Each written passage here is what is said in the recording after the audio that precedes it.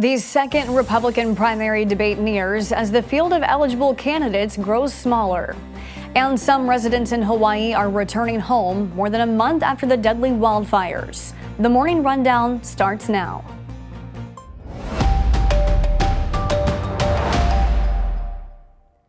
This is Straight Arrow News, bringing you unbiased, straight facts. Today is Tuesday, September 26th. Thank you for joining us. I'm Kara Rucker. The field is set for the second GOP presidential primary debate. 7 candidates are expected to take the stage, down 1 from the first debate. The debate, hosted by Fox Business Network and Univision, will take place tomorrow night at the Ronald Reagan Presidential Library in Simi Valley, California.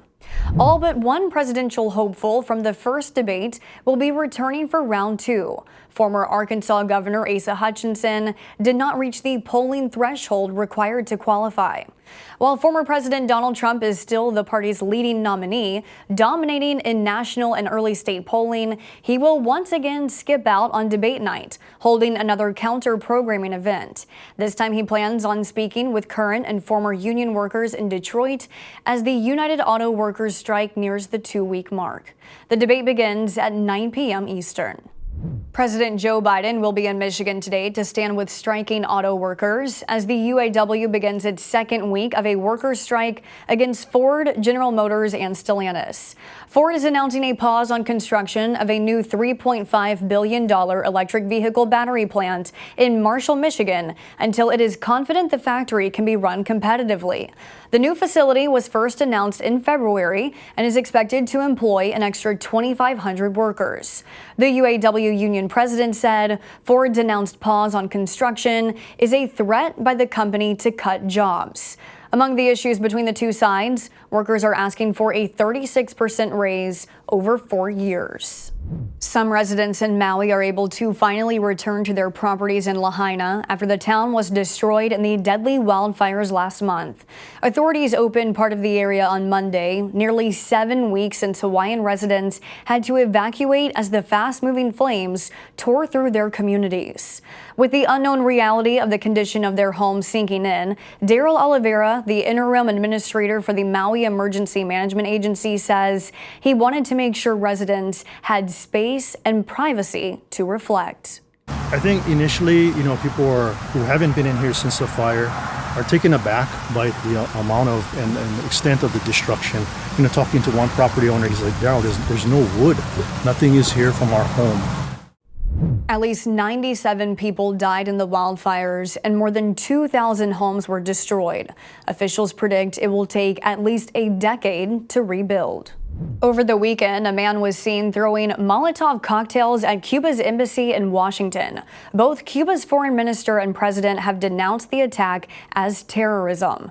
U.S. officials have not announced a motive, but did condemn the attack. At last week's United Nations General Assembly in New York, Cuba's president was in attendance, and Cubans held protests outside the building over his presence in the U.S.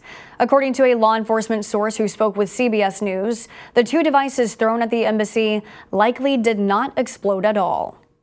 7 passengers and 1 crew member aboard a JetBlue flight had to be taken to the hospital after the plane experienced what the airline called sudden severe turbulence. The flight from Ecuador to Fort Lauderdale became rocky as it neared Florida. After landing safely, the 8 people were taken to a hospital to be treated and evaluated.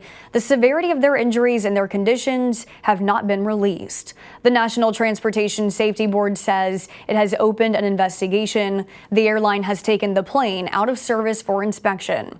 This incident follows several others this year where passengers were injured during turbulent flights. The latest occurred last month when 11 people on a Delta flight were taken to the hospital. Finally this morning, graphic designer Burkey Belser died on Monday at the age of 76. While you may not be familiar with his name, you see his work every day in your grocery store, pantries, and refrigerators. Belser was the creator of the Nutrition Facts label seen on the packaging of nearly every food we purchase. The label was created in 1994 after the passage of the Nutrition Labeling and Education Act, when the Food and Drug Administration reached out to Belser after seeing his other famous work, the black and yellow Energy Guide label found on appliances. Belser was once called by the Washington Post the Steve Jobs of information design. Before we leave you today, we wanted to issue a correction from Monday's show. We reported former President Jimmy Carter and his wife Rosalind are the nation's longest married couple. They are in fact the longest married presidential couple at 77 years. Thanks for joining us on the Morning Rundown for this Tuesday. Be sure to check out more of our work at straightarrownews.com.